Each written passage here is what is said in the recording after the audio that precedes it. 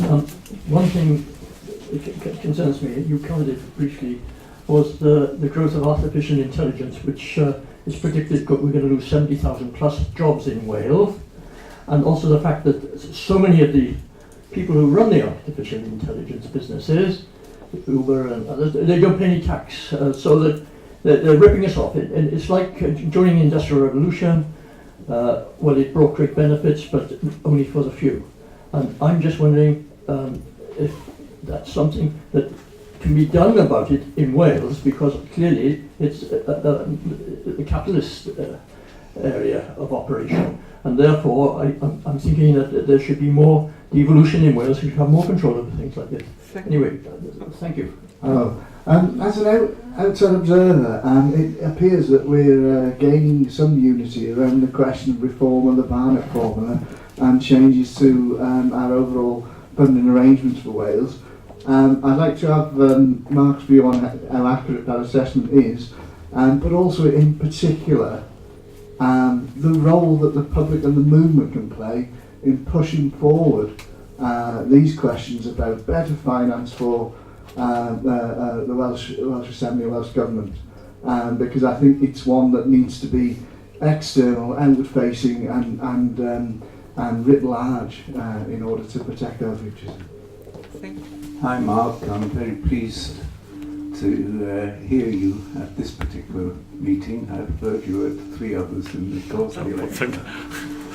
I'm slightly embarrassed coming from one of the few constituencies that nominated one of your opponents to be president here. But dare I say it, at yesterday's CLP, it was the proposition came from our platform to the effect that the resolutions of the Liverpool conference, both on the approach to Brexit and in terms of the organisation and democracy of the Labour Party, did not apply because we are Welsh Labour. And I'd be interested in your strategy for dealing with the situation if, as I hope, you are elected leader, because there is a bureaucracy entrenched in Cardiff that is basically operating the Blairite agenda and are quite ready to simply ride roughshod over the democracy which has been established in the British Labour Party. So at the very minimum, I think they need a pep talk immediately after your election. Okay, thank you. There's one person at the back, apparently. Thank you. I think my question is another side of the point that the gentleman here made. I'm actually quite fed up of people telling me that a reason for not, for having reservation or not having reservations about the EU is because of all the handouts that we get from the EU in Wales. It's been my opinion for a long time we are only getting those handouts because we classify as such an area with such awful deprivation, which of course was backed up in the EU report on poverty last week. I wonder what your views are on that and how we can actually encourage Westminster to see us as an area that is just as worthy as any other within the UK, including any other in England, to increase the prosperity and the well-being of people in Wales. Okay, thank you. And there was one here. Next one for a moment. Thank you. Hello Mark, I'm James Ball. I'm I think this is the 4th time I've seen you face to face as well in the past few months. I'm a community councillor up in Rill. I've come down today to see you. I wanted to touch on what you're talking about, the collective response to a lot of the issues that we face, and I was wondering what your thoughts would be about trying to promote sort of community upwards sort of approaches towards things like mental health, loneliness, depression, anxiety, and those sorts of things really, which perhaps don't need a lot of top-down investment, but they do, yeah, but could be helped and not bottom. Well, look, thank you all very much indeed. There's a lot of meaty questions there, so I'm not going to be able to do justice probably to any of them, but I'll try briefly to say something on them all. On artificial intelligence, well, look, it's a very good question. Absolutely right to alert us to the impact that is going to have in Wales over the next decade. Some of the very best stuff on this is actually produced by Unite, the union. So Unite has put a real effort into trying to produce reports that look at the evidence, give you a proper account of where artificial intelligence developments might be most likely to take place, and then makes the case for the way in which people whose jobs will be displaced by artificial intelligence can be reinvested in those companies to do other things that will create a profitable and productive future for those companies. And I think they make a very persuasive case, and the best companies make it for themselves. So when I was in Airbus a couple of weeks ago, one of the things that they were very keen to to demonstrate was that while they have automated whole parts of the production line that they have making aircraft, they've not lost any of those jobs. They've been able to use the people whose expertise had been built up on the production line to do other things, sometimes more outward-facing things, in explaining to their customers and to people who might be interested in buying their products what they would get if they were to use their money with Airbus. And it was a really interesting example. Lots of it was very close to what Unite have said, and I am very keen, post this election, if I'm in a position to do it, that we bring the unions in to Welsh Government to develop to use their expertise to help the Welsh Government in the business of planning the response that we would want to make to AI in the future. On tax, my own belief is slightly heretical on this. I've been a devolutionist ever since I can remember, and have generally been at the sort of further end of thinking more things ought to be devolved, but I'm not a believer in the devolution of the tax and the benefit system. Because I think the best way that we can tax companies who don't make the proper contribution to the United Kingdom economy is at a United Kingdom level. I think John McDonnell is much more likely to be able to do that successfully on a UK basis than I am likely to be able to do it on a Wales-only basis. Because these are companies that move money around, or every day of the week. They escape all sorts of jurisdictions.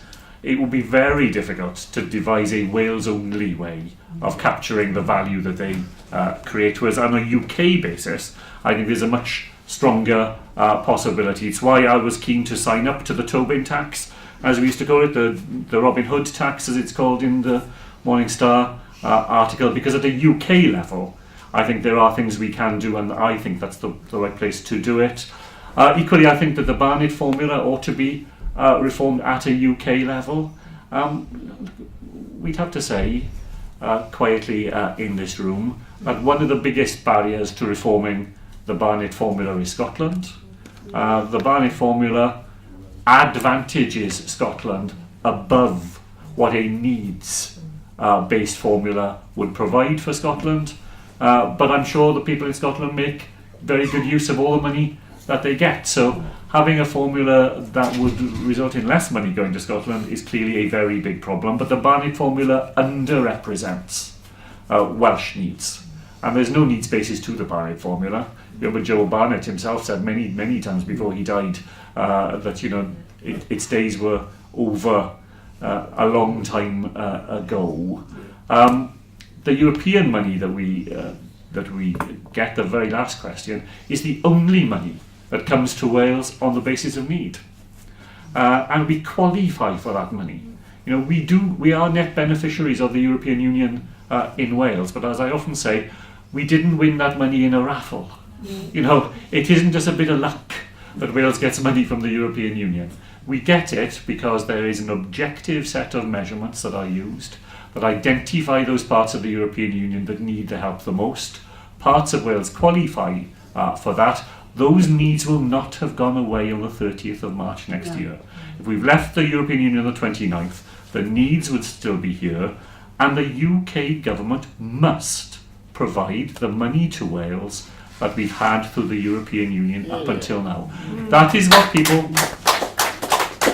what people who voted to leave the European Union in Wales heard from those people who tried to persuade them of that.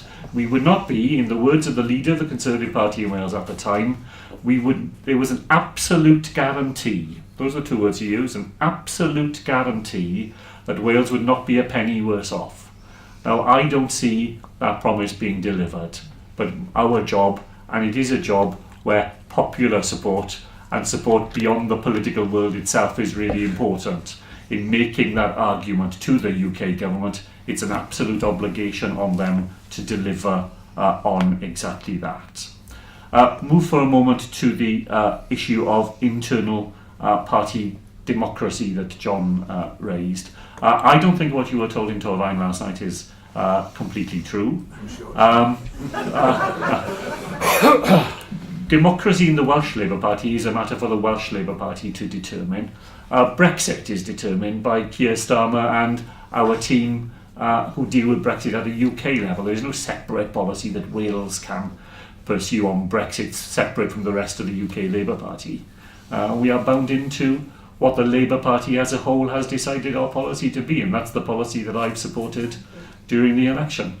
On democracy, we had a huge victory in securing one member, one vote as the method of election for the leader of the Labour Party in Wales, but nobody should think that the struggle to democratise the Labour Party in Wales is over. There is part 2 of the democracy review, and there are some really important decisions to be taken in that. I'm a believer that the Welsh member of the NEC should be elected by members, not chosen by the First Minister. I think the way that people get onto the ballot paper to be First Minister should be democratised. It shouldn't be entirely and exclusively in the hands of Assembly members. I think trade unions ought to be able to nominate. I think CLPs ought to be able to nominate. I think the way that our conference works needs to be altered so there is at least a fighting chance that resolutions that are passed by people who turn up to our meetings, and in other words the things that matter most to people in the Labour Party, that those can be debated at our conference. I think the role of the Women's Conference and the Women's Forums in our democracy needs to be strengthened. Look, there is a long list of things that we need to pursue as part of that democracy review. And the culture of the official part of the Labour Party in Wales is not, I think, one that is sympathetic to change of that sort. Shall I put it that way? And that there will be a job of work to be done after this election is over to try to make it clearer that the official machinery of the Labour Party is there to serve the membership. It is the membership of our party. It is members who are in charge. And we need to make sure that that is a bit clearer in the way we do things. Finally, to go to James's question, and a theme which I didn't use when I was going through the things that I've been talking about as part of 21st century socialism, but here is a way in which I think we do think of these things differently to the way in which they were thought of back in 1945. So, you know, I am an enormous admirer of what the Labour Party managed to achieve in those incredibly difficult circumstances immediately after the Second World War.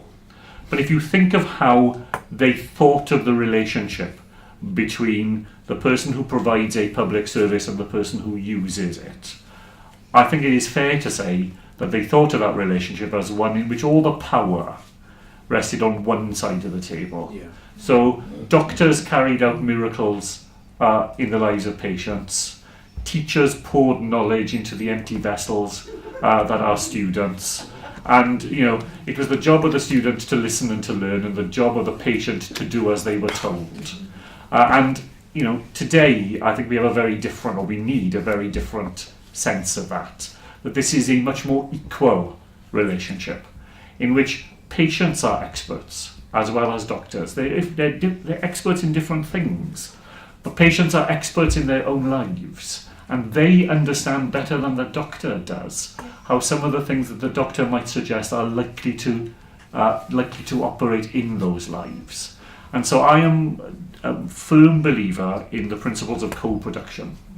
That the way that we organise our public services is when we capture the expertise and the contribution of the people who use the services, and we put that to work alongside the expertise of the people who provide the services. And that this is a much more equal relationship in which we capture all of that combined effort, and then we get better outcomes. Because children learn better if they are part of the adventure that learning should be, not just people who sit back and are, the recipients of what adults tell them about. And in that way, we can build up those sort of community services and those self-help ways in which people's mental health can be looked after better. There's no stronger source of help for somebody who is having a challenging time in their mental ill health than to hear from somebody else who has faced the same issues and successfully addressed them, because you often feel, don't you, that you're alone, that nobody else is going through this. And what we know is that so many other people have been in that same set of circumstances, and when you can harness that help and harness that contribution and put it to work alongside and with what public services provide, we have a different future, and I think a stronger future for those services, which will work better for everybody. Wonderful.